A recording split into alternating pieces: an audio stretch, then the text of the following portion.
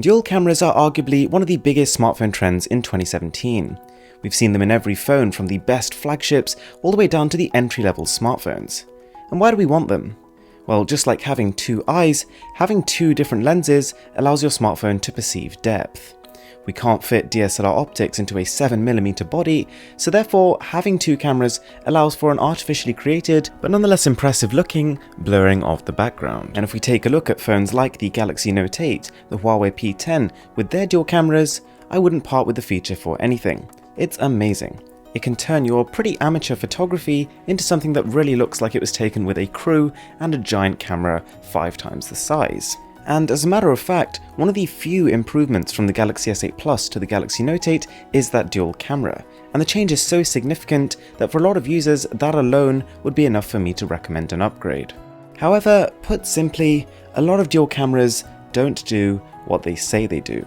Now, I noticed this originally with the now infamous Doogee Mix, which I was, I believe, the first one in the world to actually do a full coverage on, and since then you might have seen it on Unbox Therapy or Marcus Brownlee's channels. And as a bit of a side note, and curiously enough, neither of these two actually mentioned this gaping hole in the smartphone's feature set. So physically speaking, there are actually two cameras on here.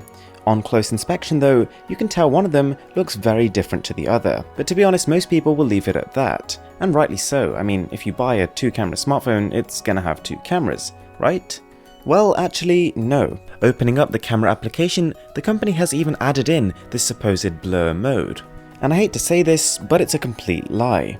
Instead of actually using 2 cameras to select the background, understand the depth information in a photo, it is actually only using 1 camera to employ essentially what is little more than a tilt-shift effect, which is to say whatever subject you tap your finger on will be in focus and the rest of it will simply have a slight blur effect applied to it. Now, one way you can test your own dual camera is to cover up the lenses one at a time, and you might find that the supposed bokeh mode, which requires 2 cameras, will still work completely well. You could walk around with some tack or tape covering the second lens and you would not be able to tell the difference. Now, to place a second camera on a phone for visual purposes is bad enough, but then to market it as a revolutionary dual camera, I'd say, is bordering on criminal.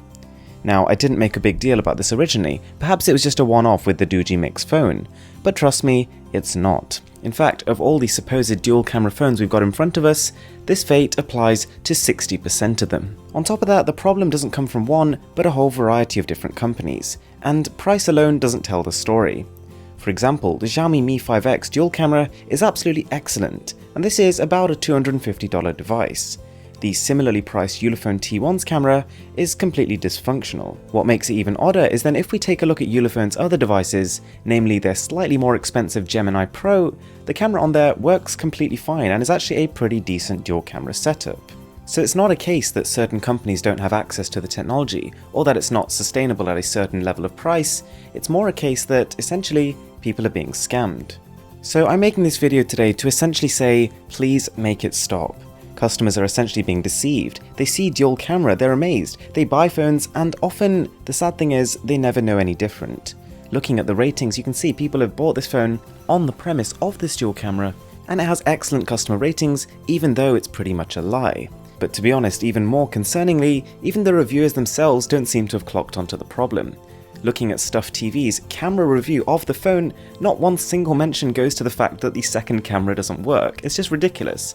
Other reviews have labelled this as an outstanding device, which for anyone who has actually used this for any period of time will know is just not true. And to be honest, smartphone marketing in general is becoming worse and worse. It's becoming extremely misleading. So-called bezel-less smartphones end up having very apparent bezels when they arrive. Phones with supposed hi-fi audio chips inside of them can arrive and sound completely terrible. So for anyone in charge of smartphone marketing who's watching this video, please stop it. Please stop misleading consumers, because in the end, in this day and age especially, it's going to do no good to your brand. Consumers catch on, consumers understand, and they will spread the word. To the people who are out there buying phones, just be careful, be wary, buy from brands that are trustworthy, or wait for either myself or some other trusted source to test the phone before you go out and buy it. Anyway guys, thanks a lot for watching, I really hope you enjoyed the video. I'm Mr. Who's the Boss, and I'm signing out.